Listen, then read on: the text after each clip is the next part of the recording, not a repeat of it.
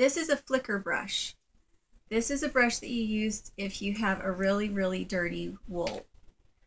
And so it's nice to have this around because it not only does it get dirt out, but it loosens your fibers up so that your other combs can get through it. So a flicker brush. These are your paddle combs.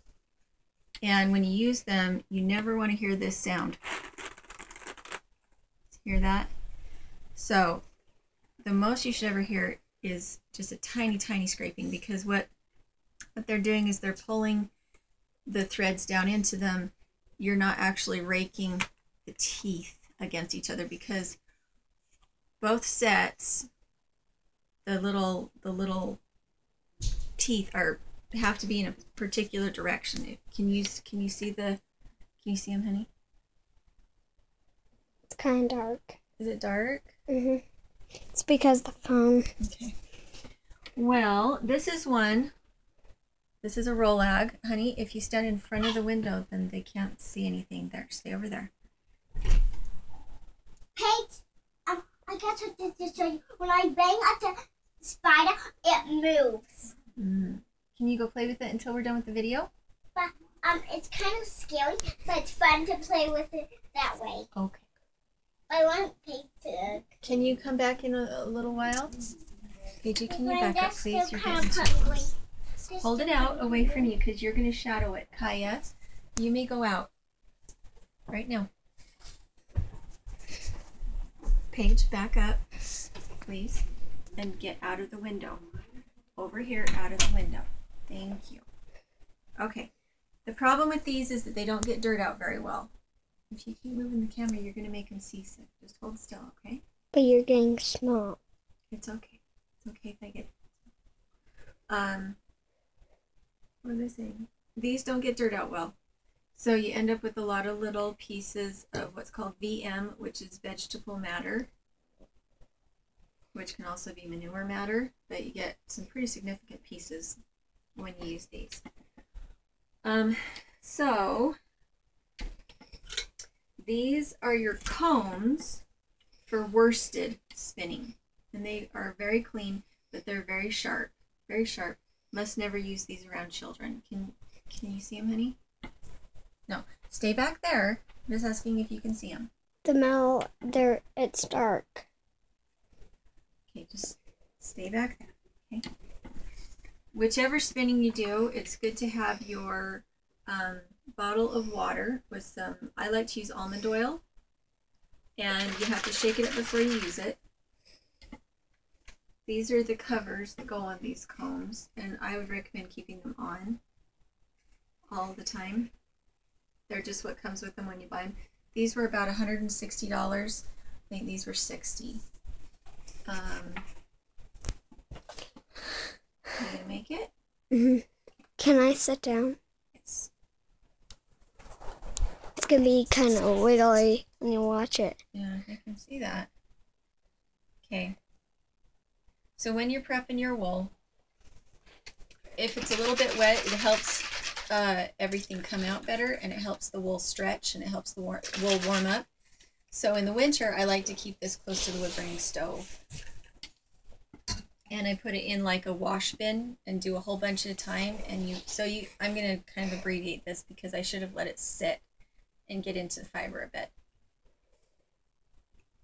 So this is quite obviously manure. It's hard to card through that. You can card through it. And if I have a piece that's particularly nice and long, honey, if you keep moving like that, you're going to make them seasick. Okay? Mama, when I put in the next tape we're going to listen to, if the holder thingy that holds the tape will go in. Okay, you start at the bottom. Well, don't play with it then, or else you're going to break it. I know. You start at the bottom and put it on like that. It kind of goes on in layers. And it's kind of awkward doing it like this because I'm down here so far, and it's more normal to do it in an upright position. You want all of your wool to be of the same length. Go out. If you take it from different parts of the sheep, you get different lengths and different qualities of wool. And that makes it so you get slubbing. because they're not the same length, so they're not going to be uniform. So on these, you layer the wool. So there's the first layer on that bottom edge. I used to do this. You did? Huh?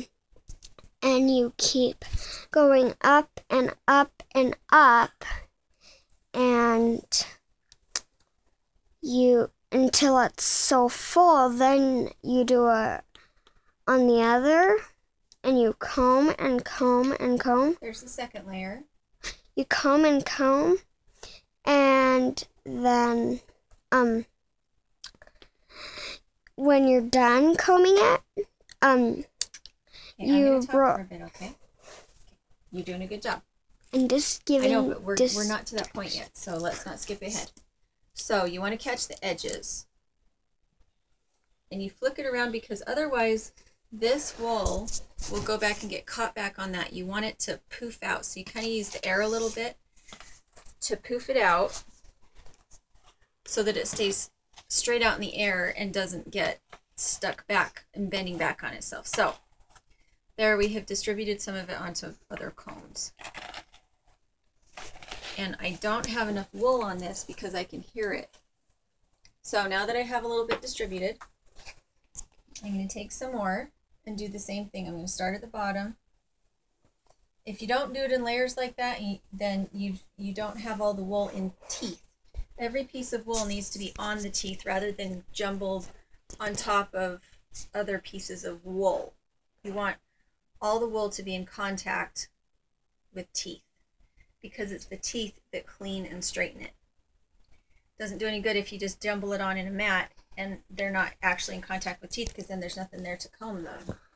Mom, now can I give instructions, rest of my instructions? Yes. Yeah, to have an empty comb, comb it, take it out, roll it up, and then roll it on your hand into little balls. My mom taught me that. Mom, can I get out my wool box? You're the camera person right now. Can I? No. And they were like bunched up. And I rolled them up, put them in my own wool box that says Play-Doh box, but we put wool in it, so... You shouldn't see this pilling anywhere. These small pieces that are still stuck together, shouldn't see that. Everything should have been through those combs so that it's puffy at this point. And that dark spot that you see, that's what manure looks like. Can you see the dark spot? Yeah. I saw it. You're working it off the edge of the comb. You're not going across the body of the comb here making noises. You're going here on the side. And so what you're hearing is the wool moving, not the combs shredding against each other. So, honey, you need to be looking with your camera, not just with your eye. Hold it down. Sorry guys if this is a really weird video. We're working on it. So you pull it off like that. And then you start over.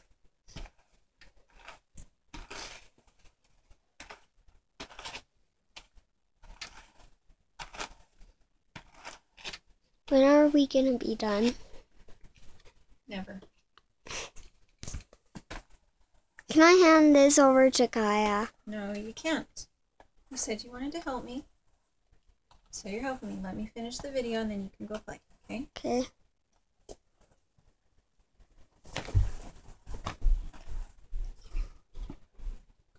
So, that's how I told you. We comb it and we have our hand over it. And then when it's all on it, then you comb it. Yeah. What else are you gonna say? I don't know. Are you gonna interrupt me again? No. I don't remember what I was saying.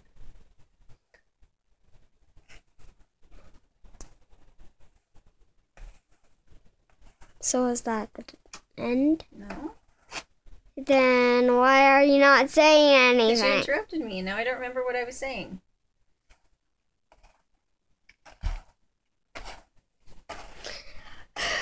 You can pass that part, or else your camera will run out of battery. I can pass what part? The part you were gonna say. Really? Yeah. Interesting. So, at this point, what you do is you take it off again. You fold this side over. And you start to make it into a roll lag. It's called a roll lag for a reason. That's why I was Because you telling roll you. it. And then you roll it once you have it off, you roll it a couple more times on your cone to kind of make a cocoon out of it so that the ends don't pop up. Mom, may I make myself some oatmeal? No, but your sister will in a minute because she's pretty anxious to leave. So that's a roll lag. And you Wow. That's cool. yeah. And this is what you... There's come off manure in it. There will always be manure and VM, vegetable matter, in hand combed, and even a lot of times in machine combed wool. So when you come to it when you're spinning, just pick it out as best you can. So that's a roll lag, and that is a woolen carding job. Okay, let me see. Okay, Keep can your I hand. press?